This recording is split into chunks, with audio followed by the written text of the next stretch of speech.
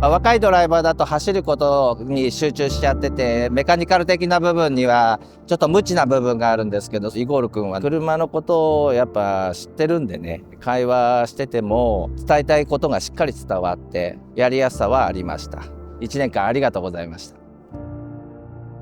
今年1年イゴールでやってて、思った以上にタイム出してきたり、それに報いるために後半いろいろ体制的にも良くしようと思ってやったんですけど、時間が足んなかったのもあって、けど、僕らが思ってるより頑張って走ってくれてたっていう印象があって、来年に向けて彼の可能性をすごく感じるかなっていうところはちょっとあるかな。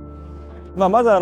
一番の魅力はその人間性ですよね。人としてすごく立派な青年だし、話していてもすごくわかりやすい。心が通じるってところが一つが第一印象でありました。グランツーリスモで養われた鋭いレーシングドライバーとしての感性、十分に発揮してもらいたいなっていうふうに期待しております。機会があれば、どんなカテゴリーでも一緒に戦っていきたいなっていうふうに思っています。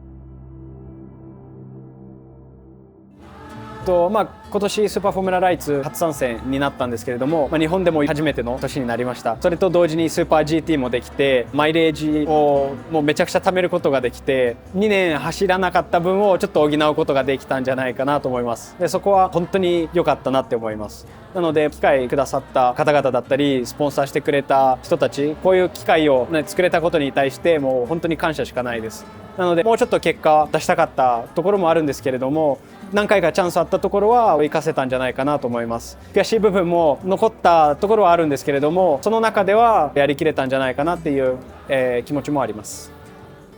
皆さん今年サポート応援本当にありがとうございました。来年に向けてもこれから頑張り続けていきますので、サポート応援よろしくお願いいたします。